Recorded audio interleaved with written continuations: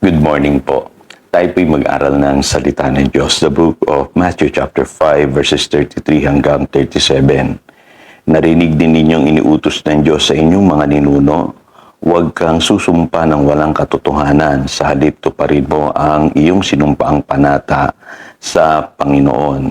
Ngunit sinasabi ko sa inyo, huwag na kayong manunumpa kapag kayo nangangako.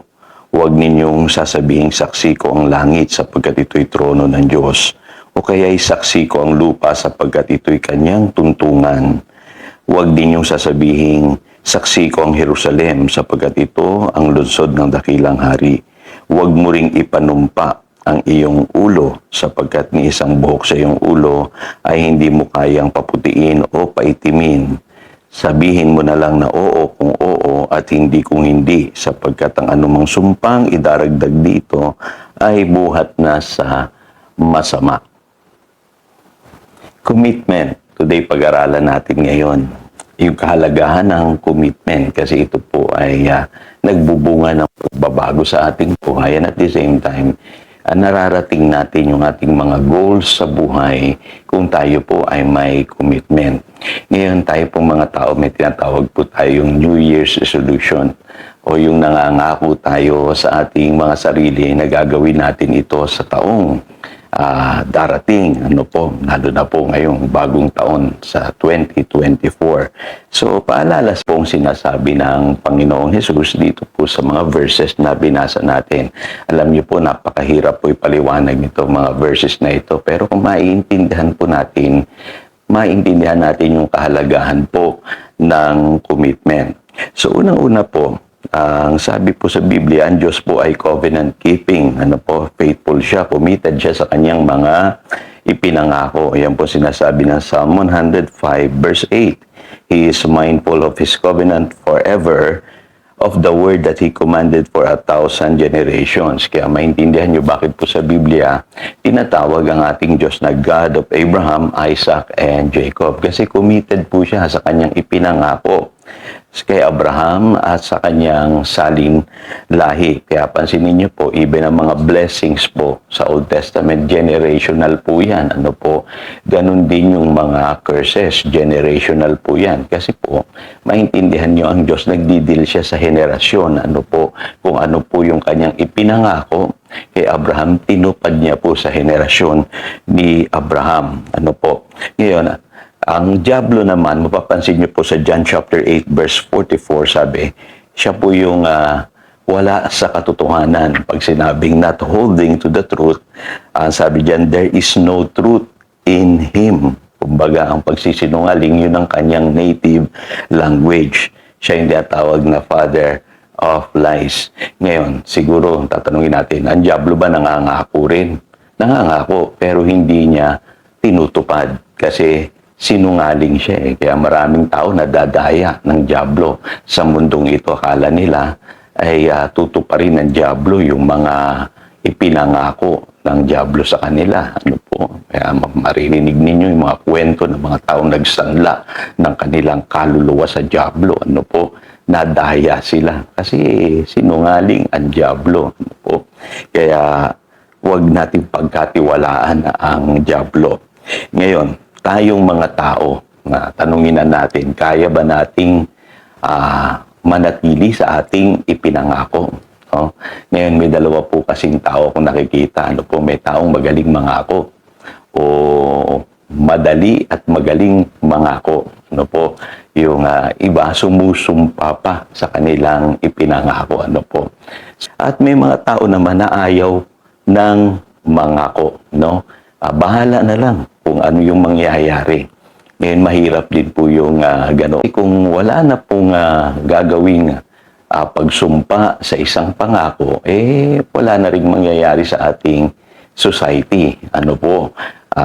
Kumbaga, mapapansin ninyo, pagka kinakasal ang isang tao, nangangako po yan. Sumusumpa po yan. Kung siya ay papasok sa isang kontrata, ang isang tao po'y nanunumpa at nangangako. At kung iisipin niyo, maging sa mga transaksyon natin sa negosyo, nanunumpa tayo at nangangako. No po, ang mga politicians, nanunumpa po yan at nangangako. Ngayon, kung aalisin natin ito pong pangangako at pagsumpa sa pangako, wala na pong ikakasal. Wala na pong mga kontrata na mai-establish. Wala na pong mga negosyo na magaganap. Wala na magbabayad ng utang. Hindi na rin tayo mag-i-eleksyon.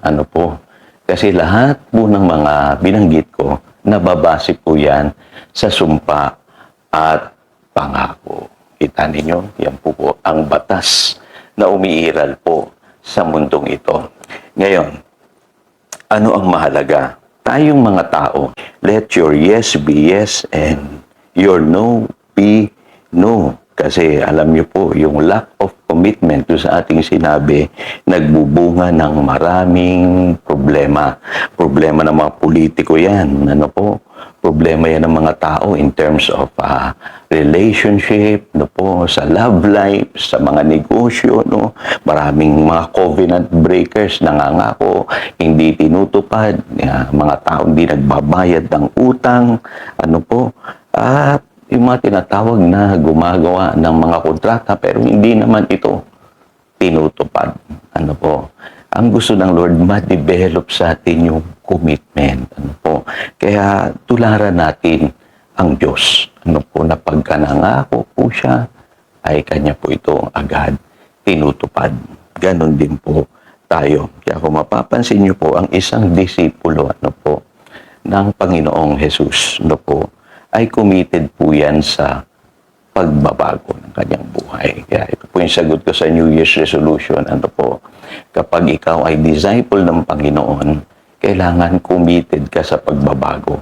Kung ano yung iyong ipinangako sa Diyos na paglilingkuran mo siya, dapat mong gawin. Yan po sinasabi ng Luke chapter 14 verses 27 hanggang 30 kung nais mong maging alagad ng Panginoon. At dito dinidescribe, halimbawa sabi po rito, suppose one of you wants to build a tower, will he not first sit down and estimate the cost if he has money to complete it?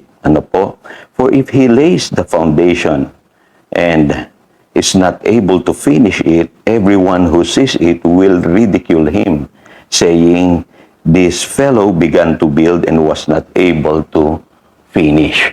So kita ninyo, dito, kung mangangako tayo sa Panginoon na tayo susunod sa Kanya, kailangan pangatawanan natin yung ating pangako. Para daw nagtatayo ng tore. Pagtatawanan ka pag hindi natapos yung iyong tinatayong tore. So ibig sabihin, ganun din po tayo kapag tayo'y nangako sa Diyos. Ngayon, mapapansin nyo, even si Saint Paul, sabi niya sa 2 Timothy chapter 3 verse 10, meron siyang pangako, na tinutupad sa kanyang buhay. Yung kanyang pagtuturo, yung kanyang way of life, at yung kanyang purpose. So, malinaw po yun. Para kay Saint Paul, dapat ang isang tao merong goal at dapat tuparin mo at gawin mo yung iyong mga goals sa buhay. Sa Philippians chapter 3, verse 14, sabi niya, I press on toward the goal. So, ibig sabihin, meron siyang goal at kumikilo siya ayon sa layunin niya sa kanyang buhay. Ngayon, napakahalaga po ng commitment kasi babalik tayo doon. Sinabi ko nung una, kaya nangyayari ang pagbabago sa isang tao pag committed siya sa pagbabago, sa kanyang sinabi, sa kanyang ipinangako. Pangalawa, malinaw po na ang pagbabago, hindi lamang yan nababase po sa kakayahan natin, kailangan po ihingi natin ang Diyos kumilos sa ating mga buhay. Kasi ang Diyos po, covenant keeping po siya. Kung tayo po makikipag-covenant sa Diyos, sabi ng Psalm 84 verse 11, He will not withhold any good thing to those who walk uprightly. Kaya tuparin natin yung ating mga ipinangako sa Diyos. Makikita natin ang Diyos, tapat siya sa kanyang ipinangako sa atin. Kasi nga po, covenant keeping po siya. Yan po ang sikreto sa pagbabago at yan din po ang sikreto para ma-achieve natin ang ating mga goals sa buhay. So again, ito si Pastor Jojo nagpapaalala upang daluyan tayo ng pagpapala, manatili tayo sa kanyang salita. Happy New Year. God bless you.